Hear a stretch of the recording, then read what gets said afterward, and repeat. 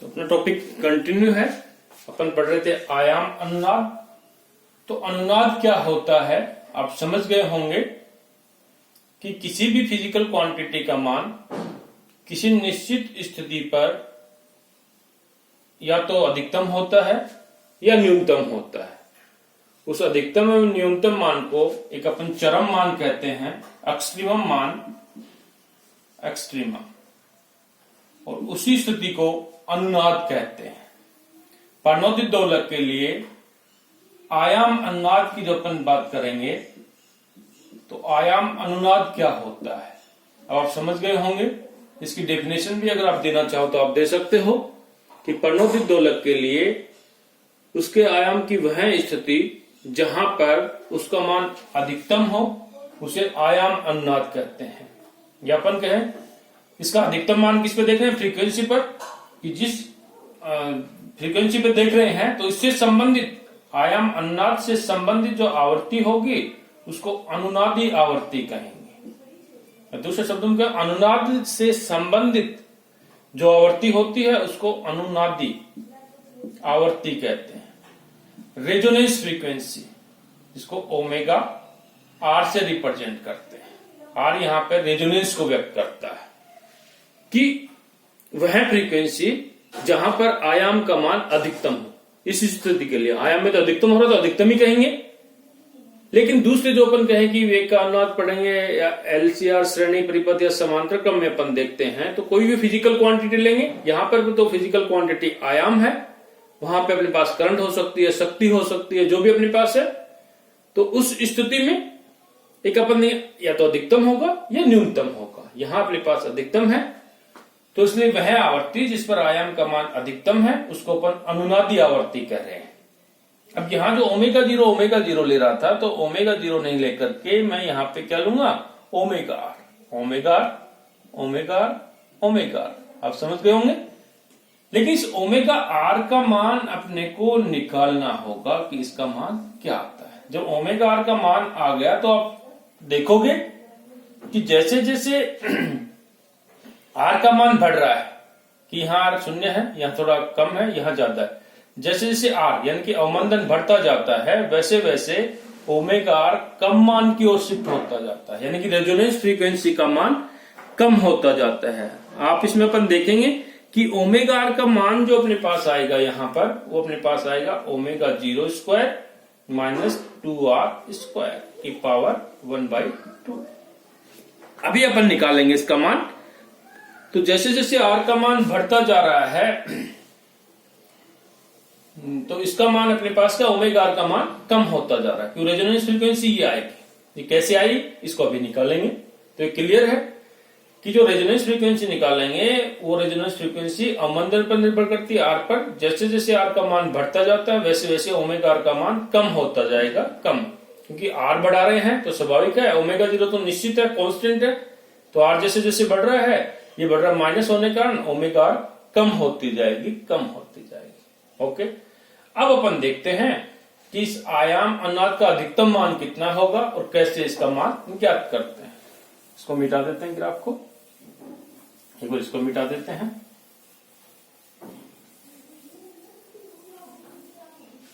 परनोदित दोलक का आयाम क्या होता है, सबसे पहले तो फॉर्मूला लिखना होगा। x0 is equal to small f0 upon omega zero square minus omega square का whole square plus 4r square omega square की पावर 1/2।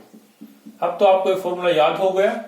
याद नहीं हुआ तो इसको याद तो करना ही करना है, क्योंकि ये याद होने के बाद ही अपन आगे बढ़ते हैं। अब इसमें अपने को x0 अधिकतम चाहिए, मैक्सिमम चाहिए। ये मैक्सिमम कब होगा, ये अपने पास कहें कि अंश है, ये हर है,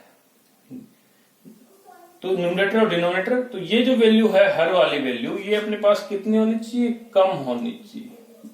कम भी कितनी, अपन कहेंगे शून्य हो। अगर ये शून्य है तो x0 क्या होगा, मैक्सिमम। या अपन कहेंगे ये जो मान अपने पास है इसका हर का मान ये मैक्सिमम होने के लिए आवश्यक है कि omega zero square minus omega square का whole square plus 4r square omega square न्यूनतम होना चाहिए। जितना न्यूनतम होगा ये डिनोमिनेटर में है तो x0 का मान क्या होगा, अधिक होगा। यानी कि ज्यादा होगा। तो न्यूनतम होगा तो आपने कोई मैथमेटिक्स में पढ़ा होगा कि किसी फलन का मान न्यूनतम या अधिकतम देखने के लिए कि किस वैल्यू पर उसका मान मिनिमम होगा, किस वैल्यू पर उसका मान अधिकतम होगा, तो उसका अपन डिफरेंशिएशन करते हैं, उसका अवकलन करते हैं और अवकलन का मान 0 के बराबर रखते हैं। तो यहां पर भी अपन करेंगे न्यूनतम होना चाहिए। तो न्यूनतम कब होगा, तो इसमें अपन देखें, इसका मतलब मैथमेटिकल रूप से d/d omega, omega 0 square minus omega square का whole square plus 4r square omega square must be equal to 0, यानी कि इसका अवकलन इस 0 के बराबर होना चाहिए, तो अपन ओमेगा का मान निकाल पाएंगे। अब इसका अवकलन करें, अवकलन आपको आता ही होगा, तो इसका अवकलन करेंगे फ्रीक्वेंसी के रेस्पेक्ट पे। तो पहले वाले टर्म का कर दें, omega 0 square minus omega square, इसका अपने पास minus 2 omega, omega square plus यहां पे अपने पास हुआ इसका होगा 4r स्क्वायर, 2 यहां पे आ गया 8r स्क्वायर और यहां ओमेगा बच गया इज इक्वल टू 0। ये तो होगा। इसका अवकलन आप जब करोगे तो अपने पास ये वैल्यू आएगी। अब अपन देखें कि इसको सोल्व करके ओमेगा का मान निकालें। यहां पे अपन कहें कि 2 दूनी 4 ओमेगा अगर अपन कॉमन लेते हैं, 4 ओमेगा माइनस का है, ये कॉमन ले रहे हैं तो माइनस की क्वांटिटी यहां बच गई, minus omega 0 square minus omega square plus 4 omega लिया तो 2r square is equal to 0। तो 4 omega not is equal to 0, 4 omega not is equal to 0, तो this quantity is equal to 0। ये क्वांटिटी 0 के इक्वल है तो इसको थोड़ा अपन ऊपर करें। This quantity omega 0 square minus omega square plus 2r square is equal to 0। Minus है तो अपन ने माइनस लगा दिया। अपने को ओमेगा स्क्वायर का मान निकालना है, ओमेगा स्क्वायर का मान, तो इसको खोलें तो minus omega 0 square plus omega square plus 2r square, या अपन कहें कि omega square is equal to, ये वाला टर्म इधर जाए, omega 0 square minus 2r square. अब ये जो फ्रीक्वेंसी अपने पास आ रही है omega is equal to omega 0 square minus 2r square की पावर 1/2। इस फ्रीक्वेंसी के ऊपर आयाम का मान अधिकतम होगा, तो इस कारण इस फ्रीक्वेंसी को मैं ओमेगा r कह रहा हूं, इस ओमेगा को कह रहा हूं omega is equal to omega r, यानी कि ओमेगा r डिनोट कर सकते हैं रेजोनेंस फ्रीक्वेंसी, अनुनादी आवृत्ति। तो आप समझ गए होंगे कि अनुनादी आवृत्ति क्या होती है, कि आयाम अनुनाद के लिए वह आवृत्ति जिस पर आयाम का मान अधिकतम हो वो अनुनादी आवृत्ति कहलाती है, और आयाम अनुनाद वह स्थिति, पर्णोदित दोलक के लिए वह स्थिति जहां पर आयाम का मान अधिकतम हो वो आयाम अनुनाद कहलाता है, और फ्रीक्वेंसी अनुनादी आवृत्ति कहलाती है, जिसको ओमेगा r से रिप्रेजेंट किया। तो अब तो अपने पास कहें कि अभी तक तो आपके पास क्या आया है, इस रेजोनेंस फ्रीक्वेंसी का मान आया है। रेजोनेंस फ्रीक्वेंसी क्या है, omega r is equal to omega 0 square minus 2r square. अब वो जो ग्राफ अपन ने प्लॉट किया था कि पहले न्यून अवमंदन पे ग्राफ अपने पास ये आ रहा है, फिर अवमंदन का मान थोड़ा कम किया तो ग्राफ अपने पास इस प्रकार से आ रहा है, फिर अपने पास ग्राफ इस प्रकार से आ रहा है। यानी कि ये जो फ्रीक्वेंसी है ओमेगा r, ये जो फ्रीक्वेंसी है ओमेगा r, और ये फ्रीक्वेंसी अपने पास है ओमेगा r। ये अपने पास है शून्य अवमंदन। पहले वाले ग्राफ में अपन अध्ययन किया था जब आयाम और फ्रीक्वेंसी में अपन ग्राफ प्लॉट करते हैं। तो इसको समझाने के लिए मैं बता रहा हूं कि इसमें क्लियर है कि r यहां पे अवमंदन बता रहा है। r क्या बता रहा है, अवमंदन। जब r का मान अपन बढ़ाएंगे, जब r इंक्रीज करते हैं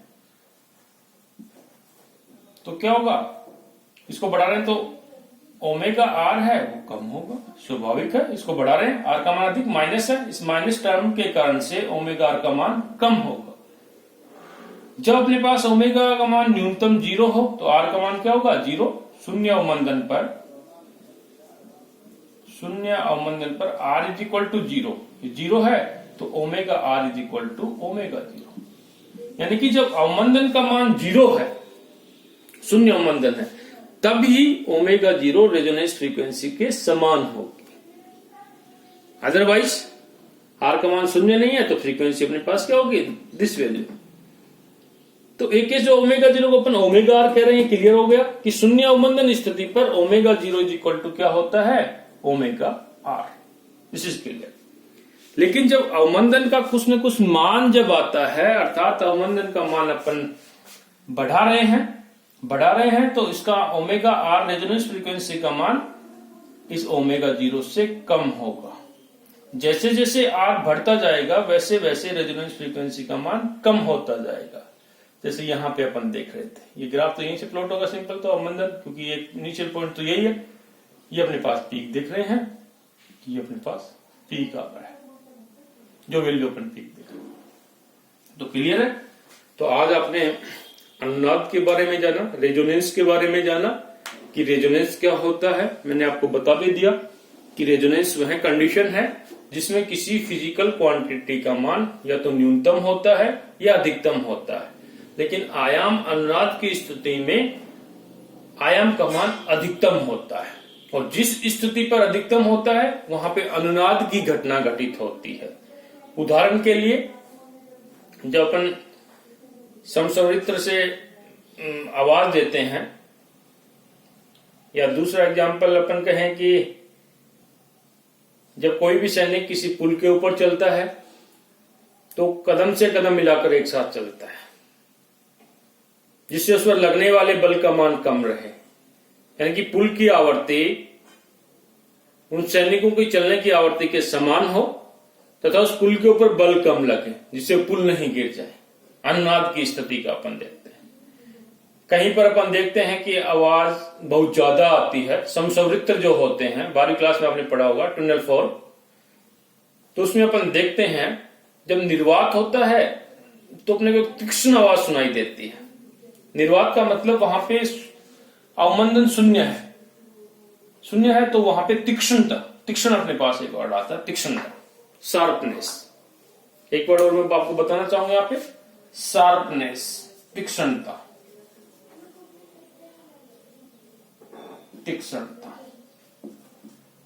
वर्ड आगे कि अनुनाद की तीक्ष्णता क्या होती है, शार्पनेस ऑफ रेजोनेंस कर्व। तो तीक्ष्णता, आप एक ग्राफ देख रहे हैं, इन ग्राफ में ये ग्राफ जो है शार्प है, ये ग्राफ थोड़ा स्पॉट अपन कहें कि सपाट है, ये भी अपने पास स्पाट है। तीक्ष्ण कौन सा है, ये वाला ग्राफ। तो तीक्ष्णता क्या होगी कि किसी अनुनादी वक्र में फिजिकल क्वांटिटी का मान अनुनादी आवर्ती के इर्द गिर्द किस प्रकार से गिरता है, यानी कि भौतिक राशि का मान, मैं इसको लिखूं कि भौतिक राशि का मान अनुनादी आवर्ती के आसपास, अनुनादी आवर्ती के आसपास जिस दर से परिवर्तित होता है, जिस दर से परिवर्तित होता है वो अनुनाद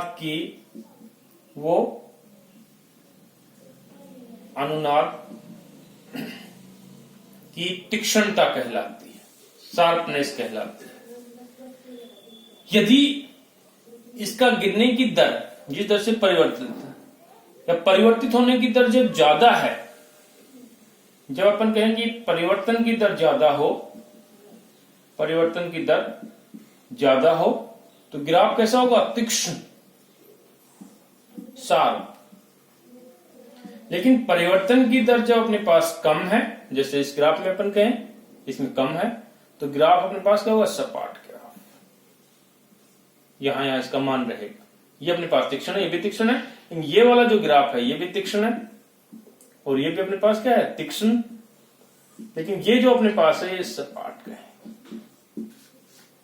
तो अनुनाद की तीक्ष्णता क्या होती है वो भी आप समझ गए होंगे कि अनुनादी वक्र अनुनादी आवर्ती पर जिस प्रकार से चेंज होता है वो अनुनाद की तीक्ष्णता कहलाती है। और तीव्र रूप से कहते हैं, एक पीक सी जो बनती है, जैसे इसमें पीक बन रही है, जो तीक्ष्ण होता है, जैसे पीक नहीं बनती उससे पार्ट रहता है कि उसका मान धीरे धीरे कम होता है। तो ये होती है अनुनाद की तीक्ष्णता, sharpness of resonance curve. Okay,